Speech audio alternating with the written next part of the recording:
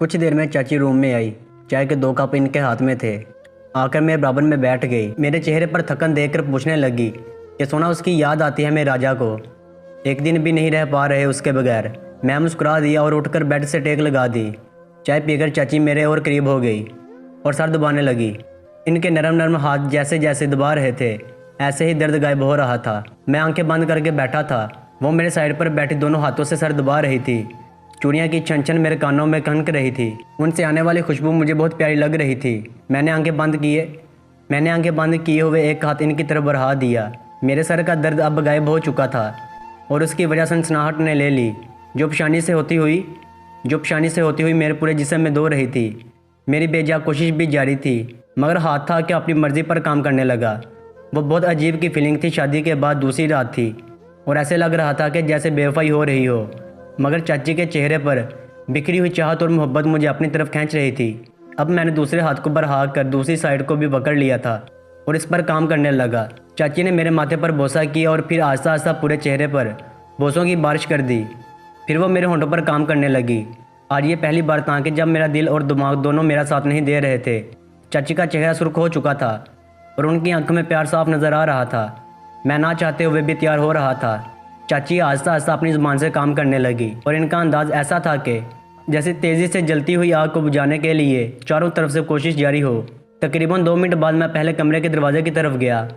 दरवाज़ा लॉक करके लाइट बंद की और नाइट बल्ब ऑन करते हुए बेड पर आने लगा। मैंने वक्त ज़ाया किए बगैर अपना काम करना शुरू कर दिया। आज मैंने शुरू से ही अपने काम करने की स्पीड को तेज़ रखा। चाची भी मेरे काम करने की स्पीड को एंजॉय कर रही थी और तकरीबन 5 मिनट बाद मैं अपना काम करके फ्री हो गया। साथ ही दरवाजे पर दस्तक ने मुझे उठने पर मजबूर कर दिया। मैंने ज़िंदगी में पहली बार इसकी कलाइयों को देख रहा था जिसकी मुझे कोई तवक्का ना थी। परवाह मेरे सीने से लगी थी। इसका जिस्म मेरे सीने पर और मेरे हाथ इसकी कमर पर थे। मेरा हाथ इसके नरम नरम नाफ की तरफ जाने लगा था और हम दोनों जज्बात की शिद्दत में डूबे हुए थे। अचानक वो प्यार करते करते रुके और इन्होंने किस करना शुरू की। इसने इनको पकड़ के हाथ पर फिट किया। इनके चेहरे हमें नज़र नहीं आ रहे थे, सिर्फ पीछे खड़े होने की वजह से निचले जिस्म की हरकत वाजिया थी। उसने अपना अकड़ा हुआ जिस्म जो कि उसकी जवानी से चमक रहा था मोटी गोरी सफ़ेद कमर पे रखा। इसके ऊपर हिस्से को प्यार कर रहे थे और इसके घुटने इनके पेट से लग रहे थे। फरवा मेरे सीने से लगी तेज तेज सांसें ले रही थी और इसके नरम नरम माल्टे मेरे जिस्मात से प्यूज थे। मैंने हाथ को बाहर निकालते हुए इसकी कमीज़ का दामन ऊपर करते हुए इसकी नरम नरम रानों में दंसा दिया जो इसकी कमर पर अगर खाता हुआ इसकी टांगों से पीछे गया और मैंने इसके भारी हाथों में पकड़ाने की कोशिश की। फरवा ने मुंह पे हाथ रख के अपनी आवाज़ रोकी और सरगोशी में बोली, अंदर देखने दो और खुद भी देखो। मैंने अंदर देखा तो खूब प्यार कर रहे थे। इनकी जवानी देख रहे थे।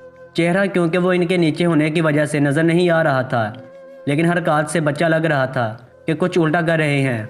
फिर हमारे देखते ही देखते वो आहिस्ता आहिस्ता और प्यार करने लगे। आहिस्ता से सुई घुसाए हैं और हमारे देखते ही देखते आर पार हो गया। हाथों में पकड़े हल्के हल्के प्यार कर रहा था और हम दोनों अंदर के नज़ारे को देख रहे थे।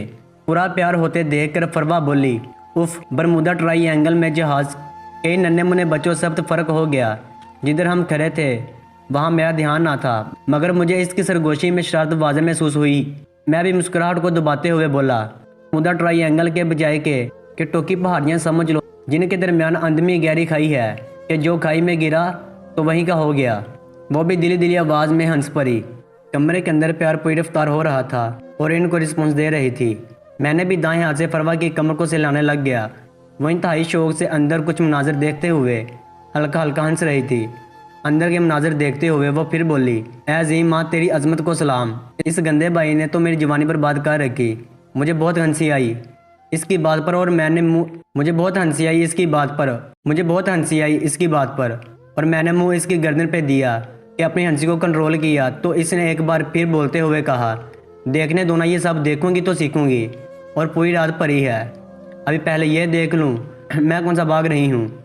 मैंने मुस्कुराते हुए पीछे किया। अब लगता था कि 1-2 मिनट मुश्किल से प्यार कर पाएंगे क्योंकि इनका प्यार अब शिद्दत इख्तियार कर लिए जा रहा था। फरवा ने इस तरह मेरे सीने से लगे पूछा, भाभी को ऐसे ही प्यार करते हो क्या? मैंने एक लंबी सांस भरी और कहा, नहीं फरी, मेरा ऐसा नसीब किधर क्या इस तरह कर सकूं। और दूसरा, इसकी जिस्मात तो सिर्फ हड्डियां ही हैं, इतनी प्यारी किधर। वैसे मी का जिस्म शानदार है ना फरवा। फरमा ने अंदर देखते हुए फिर सरगोशी की। मैंने इस तरह इसकी कमर को देखते हुए कहा, फरीद जितना भी शानदार हो तुम्हारे इसके बराबर कुछ भी नहीं है। तुम सबसे खूबसूरत हो, तुम्हारे जिस्म का एक एक हिस्सा कमाल है। फरमा मेरे साथ और चिपक गई और अंदर देखने लगी। मैं भी इसके जिस्म को सहलाता अंदर देखता गया, जहाँ तूफानी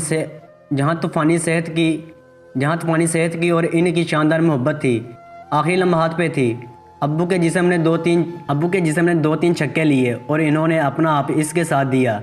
लो जी त्यारा मंजिल पे आ गया आखिर फरवा एक बार फिर मैंने फरवा से कहा, अब चले इनमें से कोई बाहर ना आ जाए। तो वो दबी दबी हंसी के दरमियान बोली, आप थोड़ी देर ये मिल भी नहीं सकेंगे। आप फिक्र करें मैं इनके मुंह से जुड़ा और होंठ देख के आंखें बंद कर ली।